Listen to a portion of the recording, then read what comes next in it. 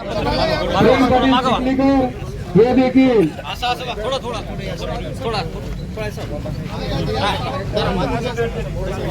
थोड़ा पैसा थोड़ा ऐसे है ये याच्यामुळे थोडं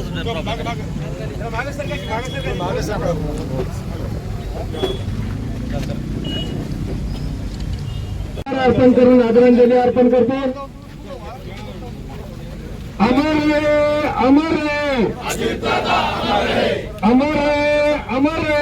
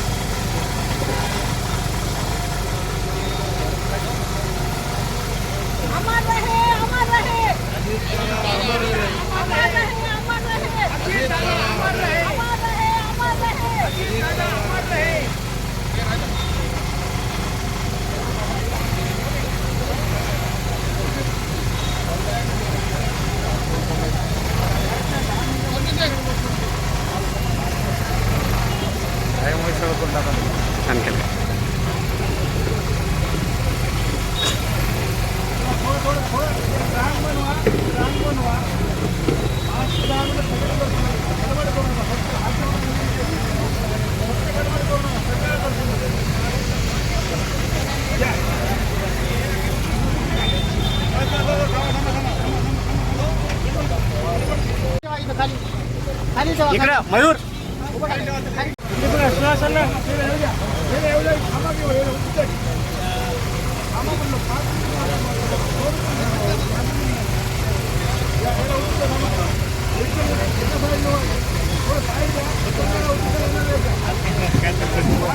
हॅलो, यानंतर इथून आस्ती कलश हा लोहा मार्गे काळेश्वर मंदिर विष्णुपुरी येथे गोदाकाठी जाणार आहे। त्या ठिकाणी विधिवत पूजा करून आस्तीचं गोदावरीच्या पवित्र विसर्जन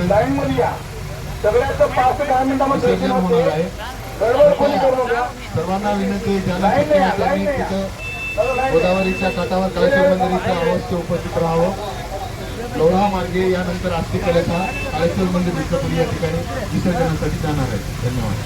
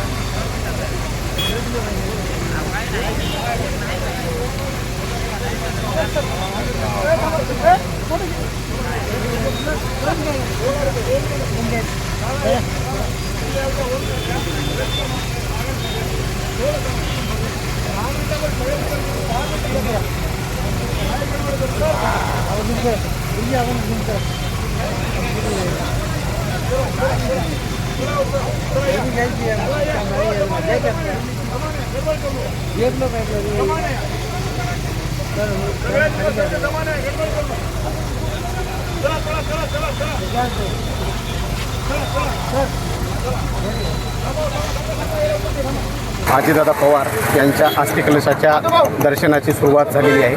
हे आस्ती कलश आज आता कंधारमध्ये आलेला आहे। अजित पवार हे महाराष्ट्राचे नेते होते, उपमुख्यमंत्री होते, सर्वांचे नेते होते। तुम्ही त्यांच्या सभासद आहात, त्यांच्या पक्षाचे कार्यकर्ते, आपल्या काय भावना आहेत, काय परिस्थिती आहे, काय सांगाल महाराष्ट्राला? महाराष्ट्राचे नेते, पूर्ण महाराष्ट्राचे ज्यांना दादा म्हणून संबोधलं जातं, यांच्या दुःखद निर्णयाच्या नंतर संपूर्ण महाराष्ट्रातील समाज आणि कार्यकर्ता हा अतिशय स्तब्ध झालेला आहे, अतिशय दुःखामध्ये आहे।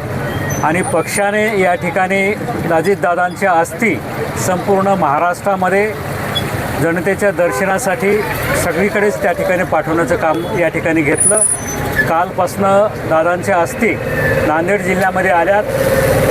या कंधार लोहा विधानसभेचे विद्यमान आमदार सन्माननीय प्रतापरावजी पाटील चिखलीकर यांच्या नेतृत्वाखालील सर्व कार्यकर्त्यांच्या टीमनं या ठिकाणी या अस्थींचं सगळ्याच मतदारसंघामध्ये जवळून दर्शन झालं पाहिजे अस्थी कलशाचं, म्हणून आज संबंध नांदेड जिल्ह्याच्या प्रत्येक मतदारसंघामध्ये अस्थी कलश त्या ठिकाणी आलेला आहे. खरं म्हणजे अजितदादांचं प्रेम नांदेड जिल्ह्यावरती फार मोठ्या प्रमाणामध्ये होतं. विशेषतः या कंधार लोहा मतदारसंघाकडे त्यांनी अतिशय जवळून लक्ष दिलेलं होतं. निश्चितप्रमाणे या मतदारसंघाच्या त्यांच्याकडनं खूप चांगल्या भावना भविष्यकाळामध्ये होत्या, परंतु दुर्दैवानंच काळानं त्यांच्यावरती या ठिकाणी घाला घातला आणि म्हणून आज संबंध महाराष्ट्रामध्ये या ठिकाणी राष्ट्रवादीचा परिवार पूर्णपणे या ठिकाणी दुःखात आहे. चल ओके.